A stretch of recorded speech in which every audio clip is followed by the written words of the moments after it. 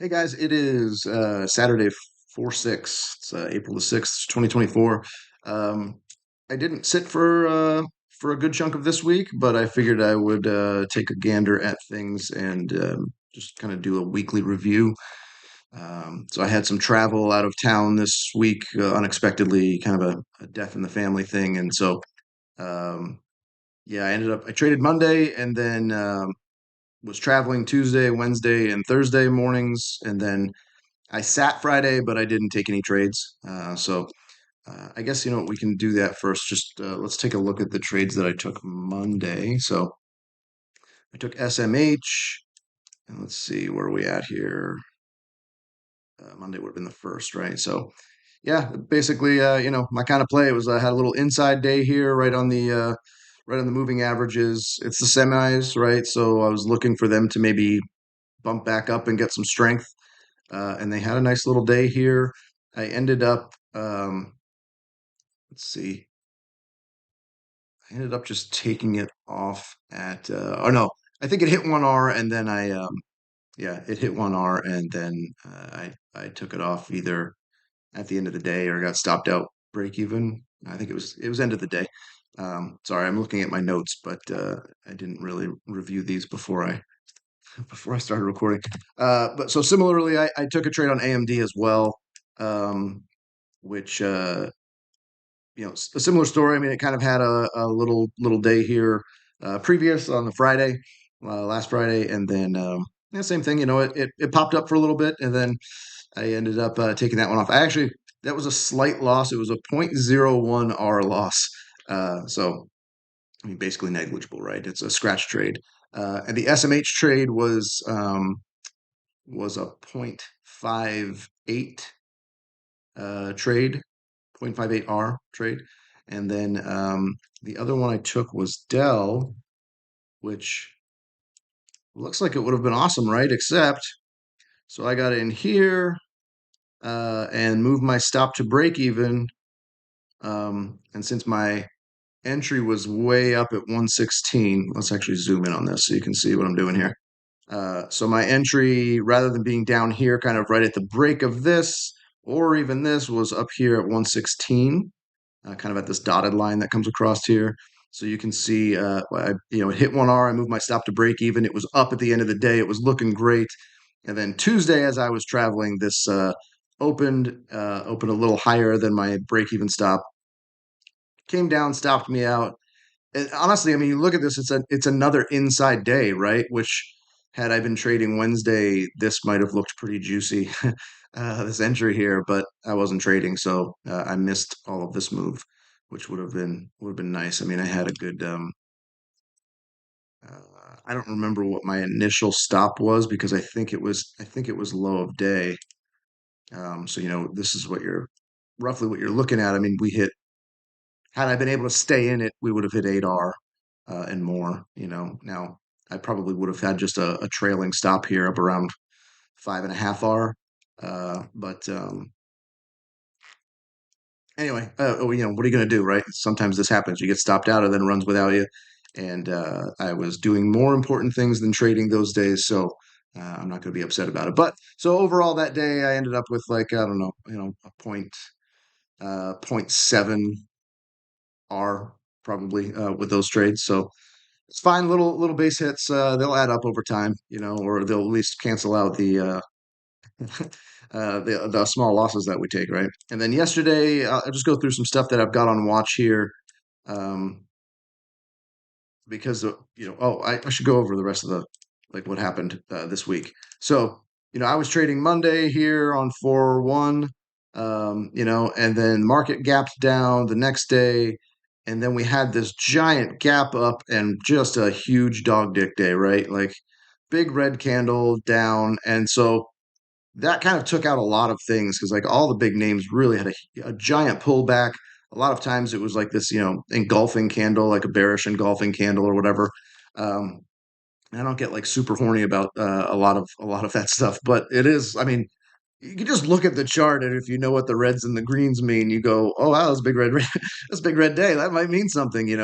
So you kind of have to just stay on your toes there and be ready to respond to the market. Um, so it just continues the chop, that we've seen over the past week or two at least. Hell, I got chopped up pretty much all of March, and I mean, if you go back to the beginning here and just look at, um, if you could draw a box around this, it's slightly moving upward, but it's sort of sideways, right? Especially with this big pullback here. Anywho, that's kind of the week we had. So I honestly wasn't like super sad that I missed most of it. It was just that Dell trade that would have been nice to take another shot at.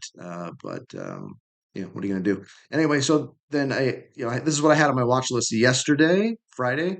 Uh, and again, I was like sort of half-ass sitting, I wasn't going to spend a whole lot of time in front of the screens. I wasn't hell bent on taking a trade. I was only going to take something if it really jumped out at me.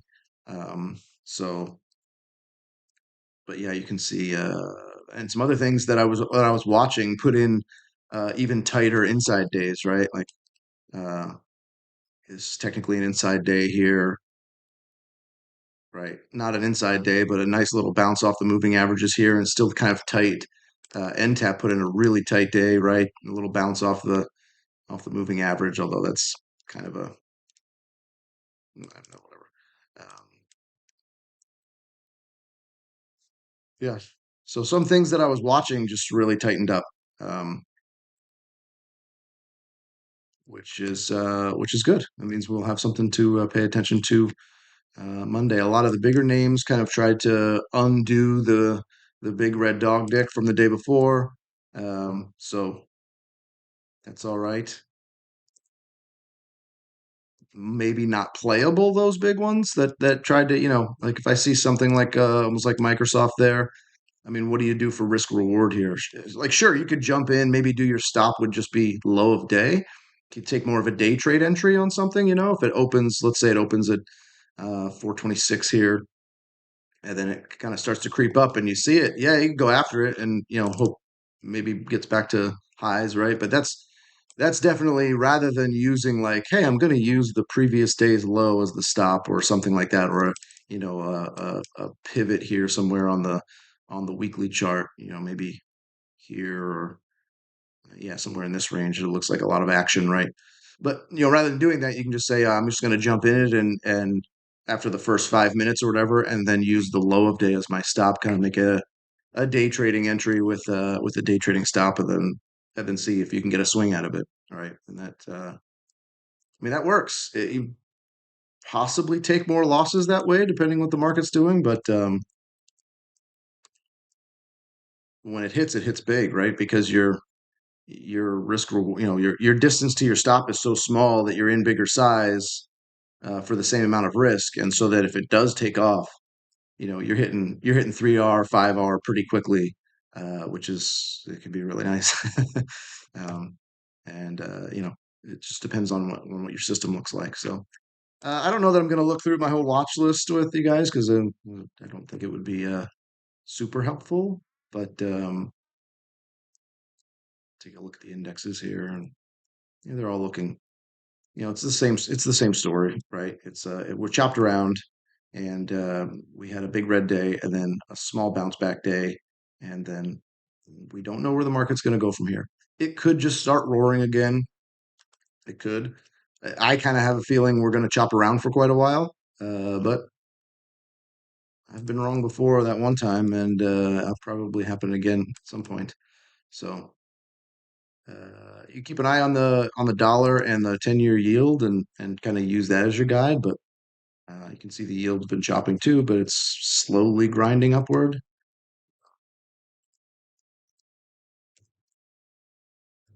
Yeah, GCT looks like kind of like this a little bit. Not really. I don't know what I'm saying. Yeah, I don't think I'm going to look through all these guys. I don't know that's helpful for you or me at this point. I'll look through it again tomorrow. Sunday night, I'll probably take a gander through the whole watch list. And like IBM though, nice little inside day there. So if we see some stuff come back to the market, we see some stuff. I'm trying to do two things at once. If you see momentum come back into the market, I like this nice little tight setup here because you can again just use low of low of previous day as the risk if it starts breaking out, and that could do nice things if it gets some momentum back and starts to break these two moving averages. This is um, the 10 and the 20. So anyway, yeah, I feel like it could work. Jets looks good too. Nice little tight day there. Right. So there's some stuff we keep watch on. Then we just have to figure out, what we think the market's doing, and um, or get some inside information. If you're privy to that kind of stuff, then you'll know ahead of time. It doesn't really matter. You don't have to worry about charts. You can just know what to buy, when to buy it. So anyway, I'm messing around. All right, guys, we'll probably talk again later this week. I actually don't know if I'm going to keep doing the daily reviews, just because a lot of times there's just not much to talk about and they're so short, and maybe just like the weekly reviews would be more helpful. We'll see. We'll see. I mean, maybe if I hit a home run trade or something, I won't be able to wait to tell you guys about it. So, all right, have a good weekend.